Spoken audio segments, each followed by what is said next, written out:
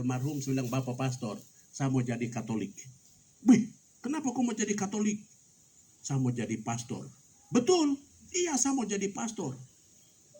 Betul ini, oh ya sudah. Akhirnya sudah saya mau jadi pastor. Lalu datang ke PGAK, sekarang kampus STPK ini. Dulu saya sekolah guru di situ. Selesai terus ke STFT, sudah terus sampai jadi pastor. Saya mau kasih tahu begini. Tuhan punya cara memanggil kita, itu cara yang sederhana dan kadang lucu-lucu. Kita tidak mengerti. Maka lahirlah lagu itu toh, indah rencanamu Tuhan.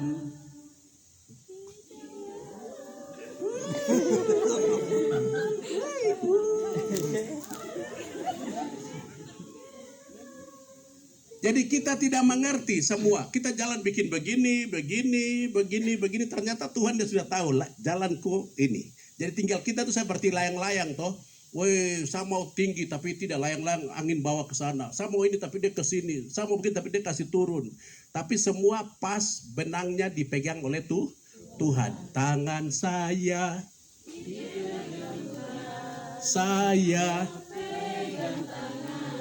itu. Jadi jangan takut. Kasih tahu di kiri kanan Tuhan lagi pegang kopu tangan, kau pegang depu tangan. Saya punya adik-adik yang saya cintai, om-om, mama, saya kasih tahu. Ini ingat. Kalau mau jadi hebat, kau pegang yang saya bilang ini. Itu. Jangan menoleh ke belakang, lihat kau punya bapak seperti apa, kau punya mama seperti apa, kampung rumah seperti apa, bapak dan mama suka baku marah, bakalai. Tidak usah respect. Itu dorang, bukan saya. Itu. Banyak orang gagal karena dia selalu melihat ke belakang terus. Dia jalan maju tapi dia lihat ke belakang begini. Ini. Jadi kadang-kadang bisa hampir jatuh. Itu. Badannya maju, usianya maju, kuliahnya makin naik. Tapi karena dia terlalu banyak lihat, waduh kami rumah jelek, bapak dan mama baku marah, kakak adik tidak rukun, aduh. Jadi adonya terlalu banyak. Itu. Hidup ini adalah kesempatan. Hidup ini kembangkan prestasi. Jangan kau tunda waktu karena masa ini terbatas. Kalau tidak nanti kau lodik lambat. Waktu habis. Jangan menoleh ke belakang terlalu banyak. Itu. Karena itu lihat mobil motor kaca spionnya itu dibikin kecil saja. Untuk apa? Lirik saja. Kalau coba bayangkan kalau kaca spion besar. Itu. Istri Lut menoleh ke belakang dan jadi tiang garam. Itu gambaran yang bagus. Ingat, Tuhan sudah gariskan untuk kita yang sudah dikenal sebelum terbentuk, sudah dikuduskan sebelum lahir. Ingat, Tuhan bilang, saya sudah kenal kau, saya sudah kuduskan engkau, jalanmu telah kugariskan. Aku Bapa yang baik. Amin toh? Kenapa menjadi tidak baik dalam hidup kita? Karena kita terlalu lihat ke belakang. Kasih tahu di kiri kanan, jangan lihat ke belakang. Itu. Lihat bukan berarti balik muka ini lihat, tapi pikiran mundur. Itu. Banyak orang tidak menjadi hebat now dan esok karena dia ada dalam banyak pikiran mundur. Ciri-ciri orang yang selalu pikiran mundur, dia akan cerita begini. Kemarin tuh, minggu lalu tuh, bulan lalu. Jadi dia ada mundur ini. Padahal orang ada jalan maju ke sana. Orang muda itu visioner, masa depan. Maka cerita tentang besok. Sobat, sebentar setelah ini kita bikin apa? Oh ini. Terus sobat, sebentar kita bikin apa? Jadi sobat, sebentar kita bikin apa? Sobat, sebentar kita bikin apa? Karena semua akan berkurang. Saya punya adik-adik. Dulu di Jayapura ini susah sekali ada orang seperti kalian di sini. Orang gunung. Jadi kita susah sekali. Jadi bagaimana? Sekarang kan kami jalan kemana aja bertemu. Ada dorang. Dulu tidak. 84. Jadi kita harus tunjukkan kita punya prestasi. Saya dulu pemain bola. Sungguh mati, saya striker, hebat waktu itu. Jadi dari situ orang kenal saya. Itu. Jadi ingat sekarang punya prestasi, sekarang punya kemampuan, sekarang punya talenta, waktunya now. Kembangkan. Jangan tunggu. Saya dulu hebat sekali salto belakang. Jadi bola kontrol di dada, angkat yang paha begini naik dulu baru salto belakang. Dulu. Sekarang suruh bikin. Segala sesuatu indah hanya pada waktunya. Jangan kau tunda. Ini pemain bola hebat waktu itu. Sekarang saya lihat kamu main kecil. Dulu saya back 2 orang saya terbiasa hitung. Karena saya punya kemampuan. Kaki pendek tuh. Bola di sini. Dong kurung saya jepit saya lompat. Saya lompat. Pindah. Dong kurung saya lompat. Bola pindah. Dulu. Sekarang tidak. Itu. Jadi jangan sia-siakan waktu yang Tuhan beri. Siapa yang mau jadi hebat? Saya. Iyo. Siapa yang mau jadi hebat? Saya. Kau juga. Bagus sudah. Lakukan itu Oke. Menjadi nabi artinya Tuhan sudah punya tujuan untuk engkau. Hanya tinggal kau start mulai dengan saya tadi bilang terima dirimu apa adanya. Karena yang biasa bikin gagal bukan Tuhan, bukan orang lain, tapi kau pikiran yang kau salah kelola. Itu. Amin toh? Amin. Oke, yang kedua. Bagian kedua. Saya belum ngomong tentang Maria punya nanti saya cerita tentang Maria. Saya belum cerita tentang kenapa Mama Maria tampakkan diri sama Bernadette. Saya sudah ke Santa Bernadette Puruma dan saya sudah lihat Santa Bernadette dalam kaca di Belgia. Saya sudah lihat. Saya sudah ke Francisca Jacinta Lucia, saya sudah lihat dom Puruma. Mama Maria Puruma juga saya sudah lihat, Santo Yosef Puruma juga saya sudah lihat. Itu. Jadi saya sudah pergi ke dompu tempat. Jadi sebentar saya ngomong, kenapa sampai Tuhan pilih dorang? Nanti sebentar tapi kita bicara di psikologi kita dulu. Yang kedua, engkau harus tahu karena orang lain tidak tahu kau pikiran. Yang kau harus tahu sekarang kau ada pikir apa, kau bermimpi apa ke depan, kau sekarang ada rasa apa, bagaimana daya dorong dalam dirimu untuk maju ke depan, itu yang tahu hanya kau saja. Ingat jangan kau salah, kau pikir aduh sudah tahu sapu pikiran. Itu yang bikin orang gagal. Itu. Apa yang ada dalam pikiranmu, apa yang ada dalam hatimu, yang tahu hanya engkau dan Tuhan. Sekarang adik, kau udah pikir apa? Saya kira kau udah pikir. Tidak ada malaikat untuk menebak kita. Amin toh? Amin. Banyak orang gagal, tidak mau berekspresi, tidak mau kreatif, tidak mau inovatif, karena dia sudah terjebak dalam asal bikin ini pasti don't tahu. Tidak. Kasih tahu di kiri kanan. Kau dengar tuh, tidak. Jadi apa yang ada dalam pikiranmu yang tahu hanya engkau dan Tuhanmu. Titik. Apa yang ada dalam perasaan hatimu, daya dorong dalam dirimu, potensi, kemampuanmu sampai seperti apa yang tahu hanya engkau dan Tuhan. Titik. Itu harus terima itu. Oh, bagian ini orang tidak tahu. Nah, maka kau harus tunjukkan kau punya kemampuan. Itu. Saya ingat, lihat kalian duduk ini, saya ingat. Waktu saya di Sawah Erma baru, orang tua satu duduk di Jeu. Kayu bulat, dia isap rokok, toki tifa di pinggir api. Jadi karena tifa harus diasar terus itu, dia punya itu. Jadi sambil toki-toki tifa, dia sementara nyanyi. Apa yang dia buat? Kayu bulat itu, dia sudah gambar di dia punya otak, saya akan rubah ini seperti ini.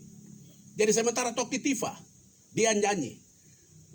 Dia mulai asar, dia mulai gambar. Di dalam dia punya otak, dia gambar. Sambil lihat kayu itu dia toki.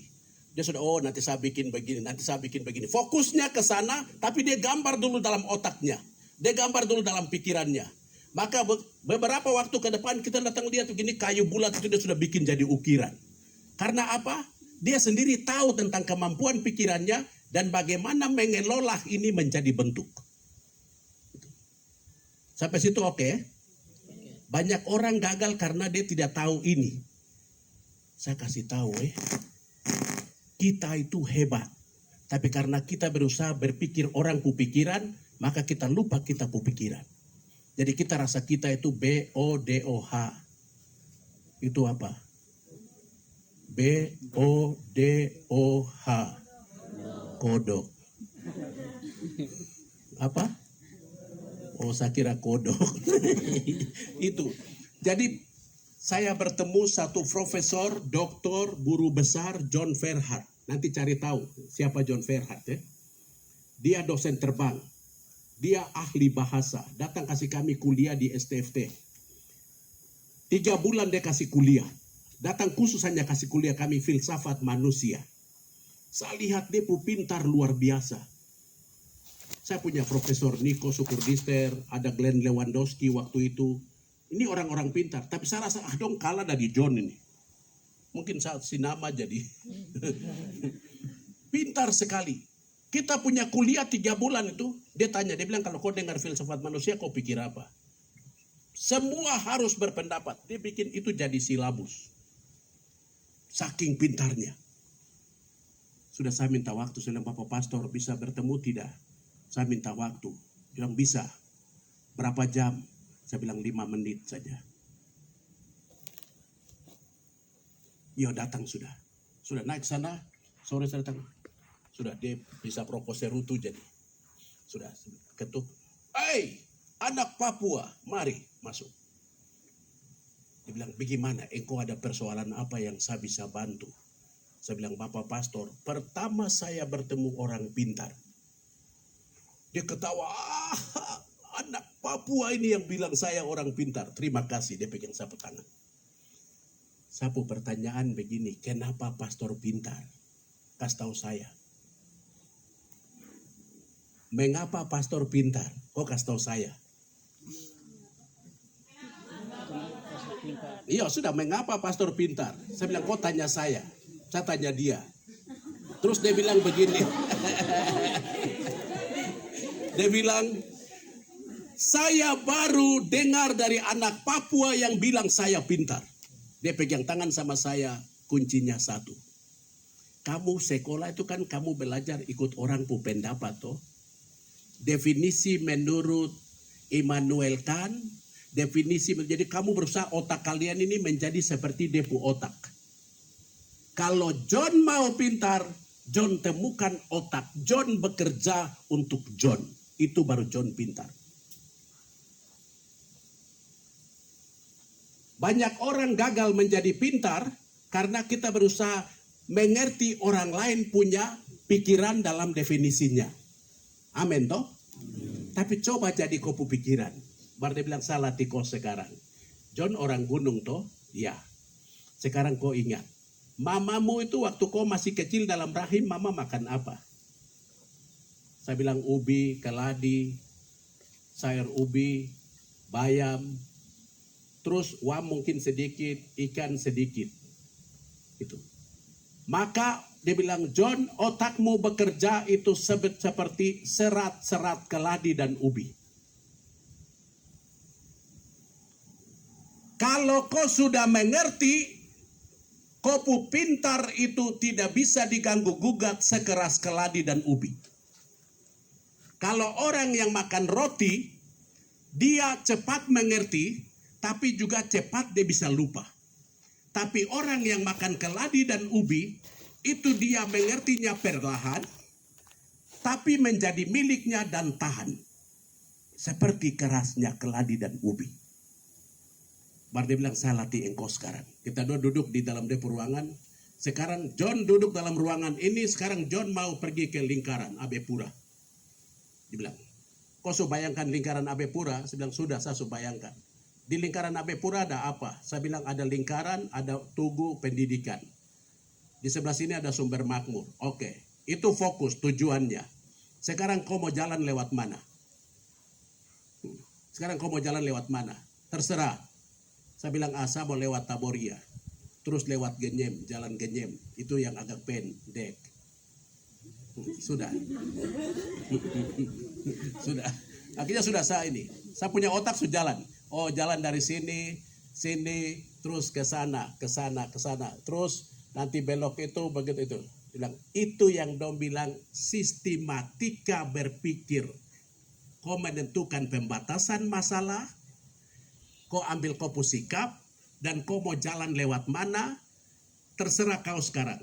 Mau jalan kaki, mau pakai sepeda, mau pakai pesawat, mau pakai apa, itu metode.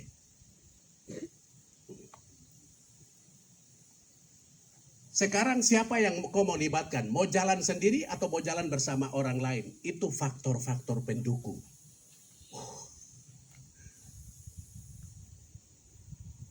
Ternyata pintar itu gampang saja baru. Itu. Sudah saya berlutut. Setelah dia suka kasih mengerti saya berlutut. Pastor, bagi pastor pintar ke saya berlutut. Dia menangis. Baru kali ini ada orang yang minta bagi pintar. Ini orang gila ini orang ini. Saya berlutut, saya bilang pastor bagi pastor pintar. Tumpang tangan disapu kepala. Itu. Dia punya air mata turun. Dia mau berdoa, dia cari huruf-huruf karena dia sedih itu. Baru orang Papua satu ini yang berlutut baru minta berkat bagi pintar. Kau bagi kopu pintar. Pastor dia tumpang tangan disapu kepala. Dia bilang, Tuhan, saya baru temukan satu orang yang minta bagi pintar. Sudah dia doa saya selesai. Dia bilang, kau mulai hari ini kau pintar. Sudah. Dia mungkin ngomong terpaksa, tapi saya itu ambil. Kapan lagi mau dapat berkat dari orang pintar? Kesempatan saya minta berkat. Sudah, dalam proses berjalan, dia jadi dengan sendirinya. Amin. Oke. Itu saya mau kasih tahu sesuatu di situ. Ketika engkau mengerti engkau punya kemampuan berpikir dalam kerapuhan, kau bergaul dengan orang yang di atas engkau. Itu. Jangan salah pilih teman dalam berelasi untuk mendongkrak pikiranmu maju. Kasih tahu. Sudah dengar? Kalau kau bergaul dengan orang yang kualitas pikirannya rendah, percaya kau yang tinggi akan ditarik turun. Percaya sama saya. Jadi lama-lama kau berusaha untuk kau bicara begini ke sana dia macam ini. Aduh ini. Tapi teman jadi. Sudah kau mundur lagi. Mari Naya kita jalan. Jadi kau akan korban banyak hal. Jadi kalau kau mau naik, kau cari orang yang dia punya kemampuan di atas engkau, bergaul dengan dia supaya dia dongkrak kau naik.